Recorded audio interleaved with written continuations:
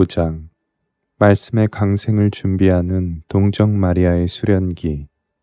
아홉째 날의 은총과 신비. 말씀의 육화를 위한 마지막 준비.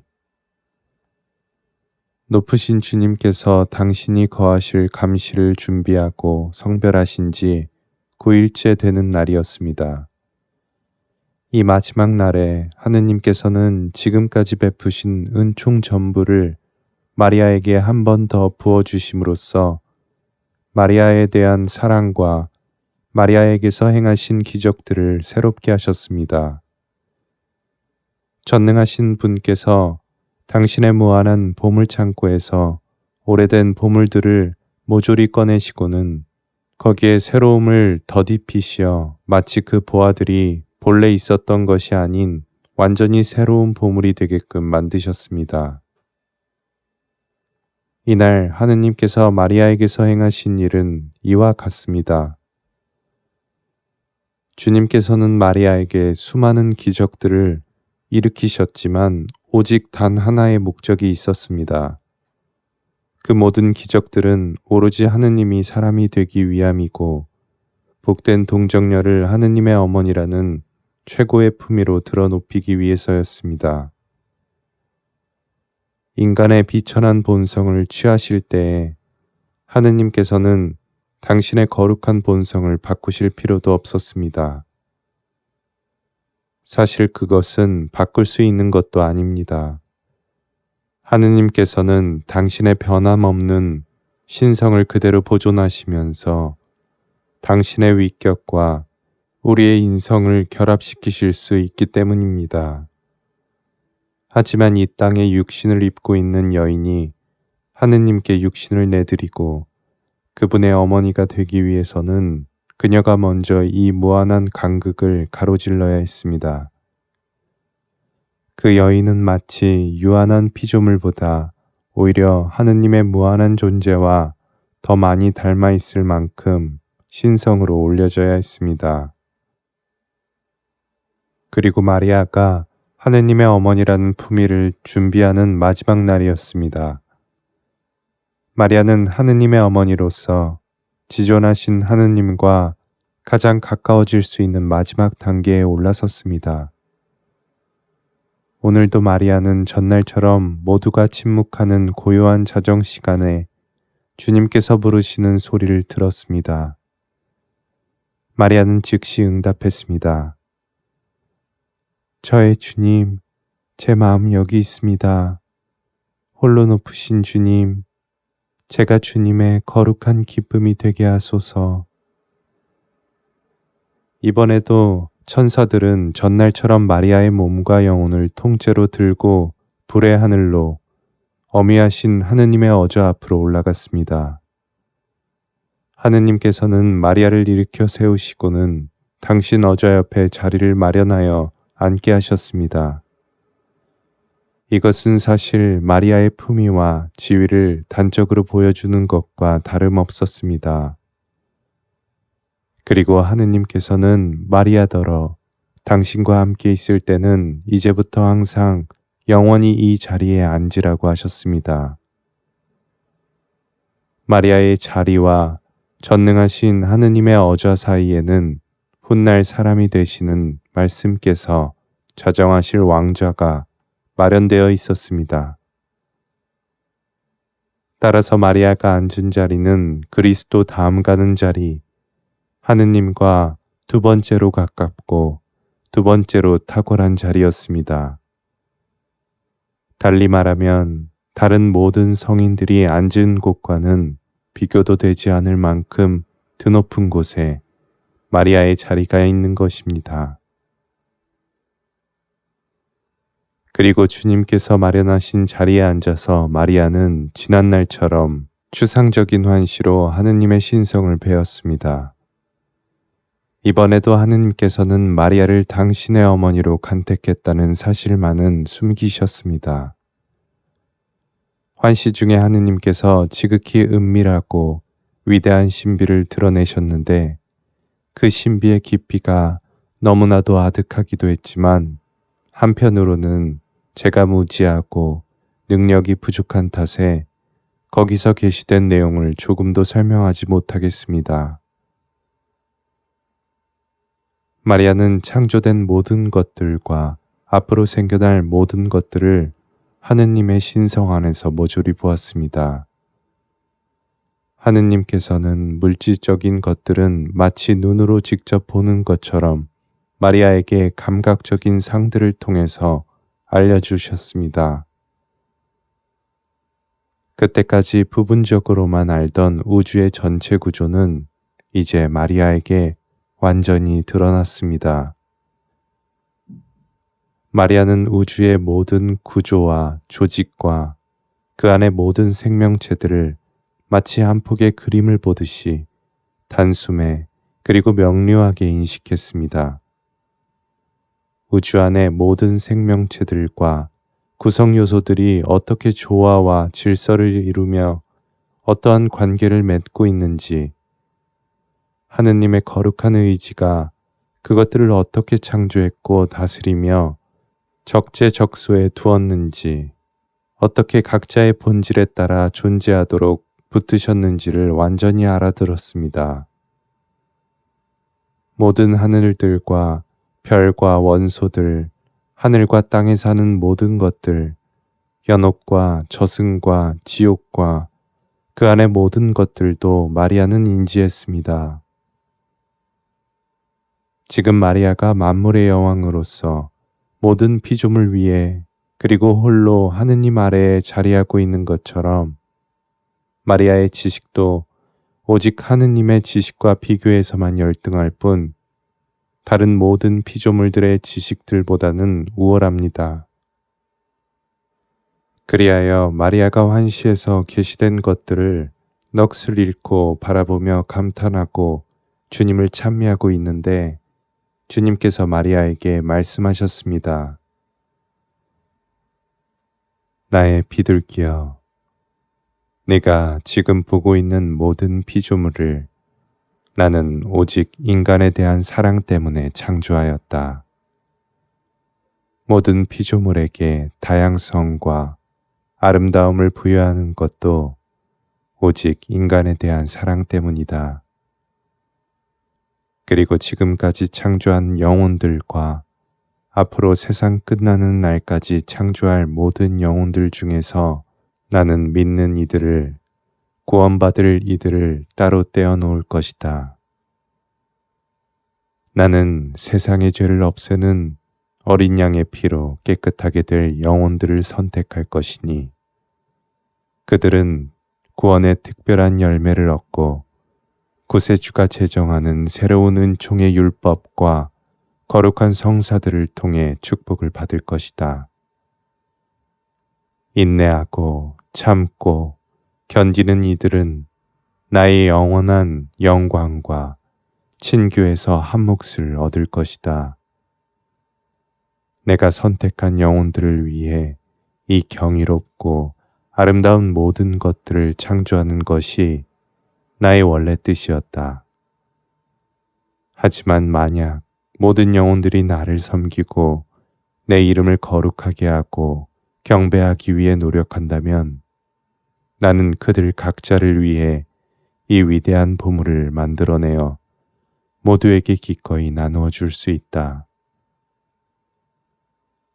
만일 내가 나의 은혜와 영광을 온전히 받기에 합당한 영혼을 단 하나만 창조했다면 나는 그를 만물의 주인과 지배자로 세웠을 것이다.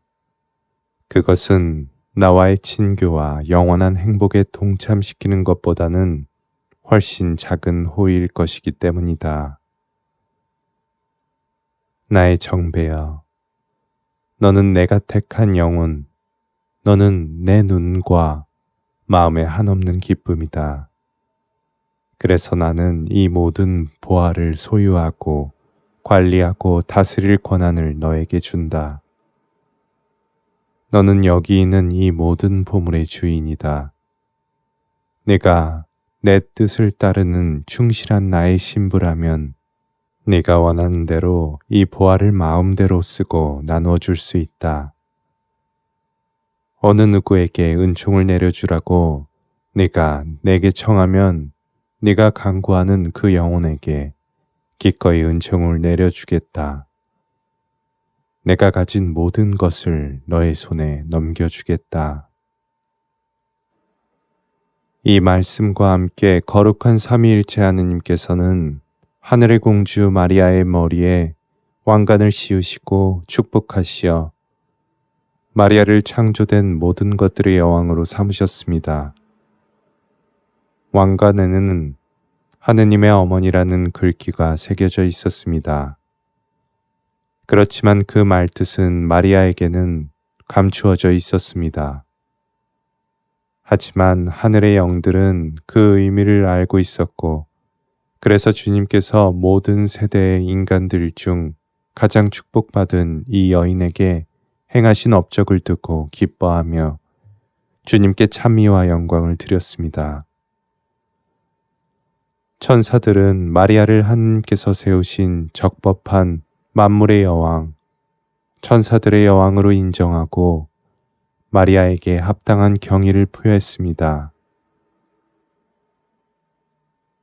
지극히 높으신 분의 오른손이 행하신 이 모든 사랑의 기적들은 그분의 무한한 지혜의 질서에 따라 일어났습니다. 동정녀 마리아의 태중에 내려오시어 사람이 되시기 전에 하느님께서는 먼저 하늘 궁정의 대신들과 제후들 앞에서 당신의 어머니를 만물의 여왕으로 공표하시고 영예롭게 하셔야만 했습니다. 하느님께서 마리아를 먼저 여왕으로 세우시고 그 다음에 영원으로부터 영원한 왕자의 어머니로 삼으신 것은 마땅하고 옳은 일이었습니다. 왜냐하면 마리아는 왕자를 낳을 터인데, 그렇다면 그 전에 마리아는 반드시 여왕의 자리에 올라야 하고 모든 대신과 대관들로부터 그 지위를 공적으로 인정받아야만 하기 때문입니다. 마리아가 하느님의 어머니라는 사실을 천사들이 아는 것은 조금도 이상한 일이 아니었고, 사실은 하느님께서 천사들에게 굳이 공표하시지 않을 이유도 전혀 없었습니다. 그럼에도 하느님께서 거하실 감실로 선택받은 이 여인이 완전한 아름다움을 뽐내며 모습을 드러낸 것 자체가 천사들에게는 놀라운 일이었습니다. 그것은 마치 하느님께서 당신 신성의 어미하심을 특별하게 드러내신 것과도 같았습니다. 마리아는 가능한 최고의 품위와 영예, 그리고 하느님의 모든 완덕과 영광과 위엄을 지니고 나타났기 때문입니다. 그래서 마리아가 천사들 앞에 엄숙하게 모습을 드러내었을 때 천사들은 즉시 마리아를 여왕으로 모시고 경의를 표하지 않을 수 없었던 것입니다. 이 가장 경이로운 작품을 완성하기 위한 마무리 작업으로 하느님께서는 그 강한 두 팔을 활짝 펴시어 마리아의 영혼의 모든 능력과 마리아의 정신을 완전히 새롭게 하셨습니다. 마리아의 영혼의 습성과 특성과 모든 내적인 욕구들은 이제는 이 땅의 언어로는 도저히 표현할 수 없는 위대함과 탁월함을 갖추게 되었습니다. 지금까지 하느님께서는 당신의 살아있는 모상을 그리셨습니다. 이것은 주님의 가장 마지막 붓질이었고 화폭에서 마침내 붓을 떼시는 순간이었습니다. 여기서 하느님 실체의 형상이시며 하느님의 본질적 모상인 영원하신 말씀이 육신을 취하실 것이었습니다. 따라서 동정녀 마리아라는 이 지극히 거룩한 성전은 솔로몬이 지은 성전보다 더 화려할 수밖에 없었습니다. 마리아는 안과 밖이 모두 하느님 신성의 순금으로 입혀진 성전이기 때문에 어느 곳을 둘러보아도 마리아가 아담의 딸이라는 아주 희미한 흔적조차 찾아낼 수 없습니다.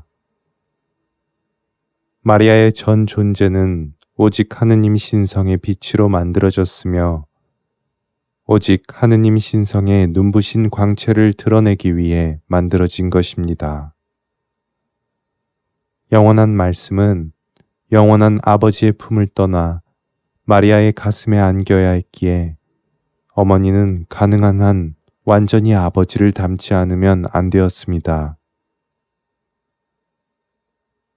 저의 부족한 언어로는 하느님께서 내리시는 종이 마리아 안에서 어떤 작용을 일으켰는지를 도저히 설명할 수가 없습니다.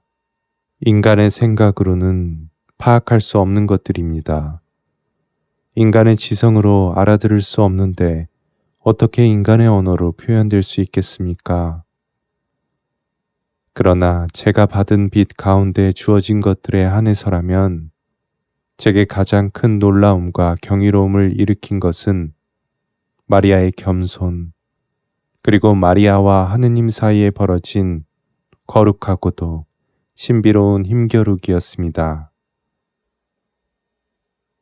마리아의 겸손은 그 자체만으로도 이루 형언할 수 없는 엄청난 기적이었습니다. 이 여인은 하느님 다음 가는 성성을 지니고 피조물 중에서는 최고의 품위로 들어 높여졌음에도 스스로를 만물 중에 가장 낮고 가장 보잘것없는 존재로 여겼습니다.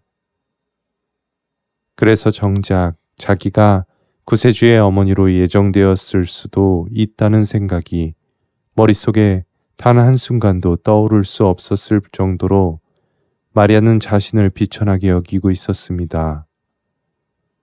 이뿐만이 아닙니다. 마리아는 자기 안에 무언가 대단하고 칭찬받을 만한 것이 있다고 생각한 적이 한 번도 없었습니다. 마음이 교만해진 적이 없고 눈이 높아진 적도 없었습니다.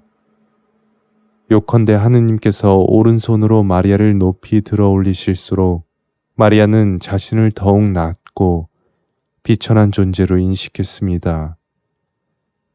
그래서 전능하신 분께서 당신 여종의 비천함을 굽어보셔야 했던 것도 주님의 정의에 부합하기 때문이었고, 그로부터 모든 세대가 마리아를 복되다 일컬어야 했던 것도 지극히 당연한 일이었습니다.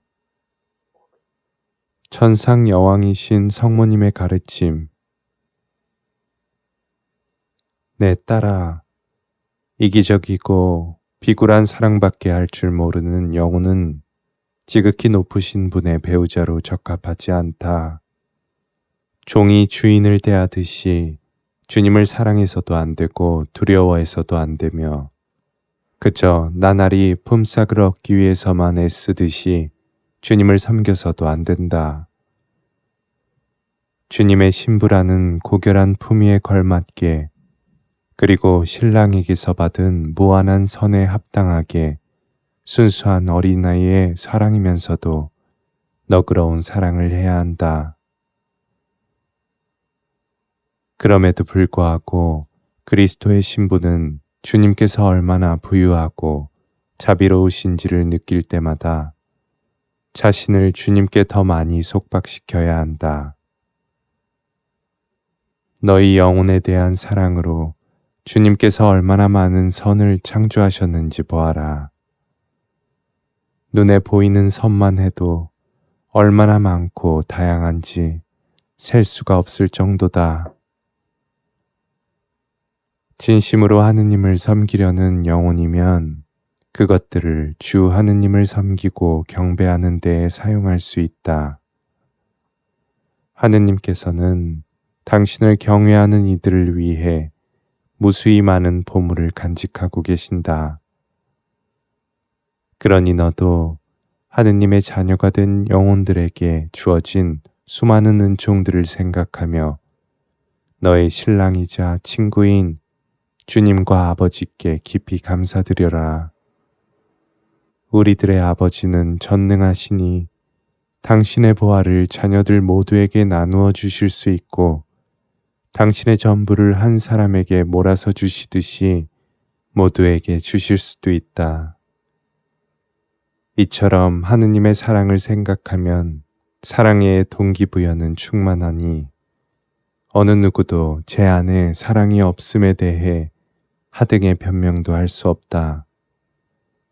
마찬가지로 하느님의 축복도 곳곳에 넘쳐나니 주님께 감사할 줄 모르는 자는 용서받을 길이 없다.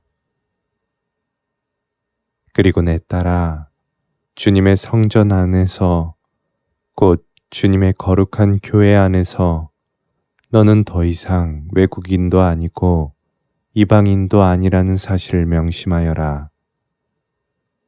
너는 주님의 집에서 이방인이 아니라 성인들과 함께한 가족이다. 주님께서는 무수히 많은 은총과 축복을 지참금으로 내고 너를 이 집에 데려오셨으니 너는 그리스도의 신부로서 이 집에 있는 것이다. 그런데 신랑의 모든 재산은 그의 합법적인 배우자의 소유이기도 하지 않느냐. 주님께서 너를 신부로 맞으시면서 얼마나 많은 보물을 너의 소유로 넘겨주셨는지 잘 알아야 한다. 주님께서 너의 것으로 맡기신 모든 것들을 유익하게 잘 사용하여라. 너는 주님의 신부이니 너의 신랑의 영광을 위하여 살고 주님의 딸이니 너의 아버지의 영광을 위하여 살아야 한다.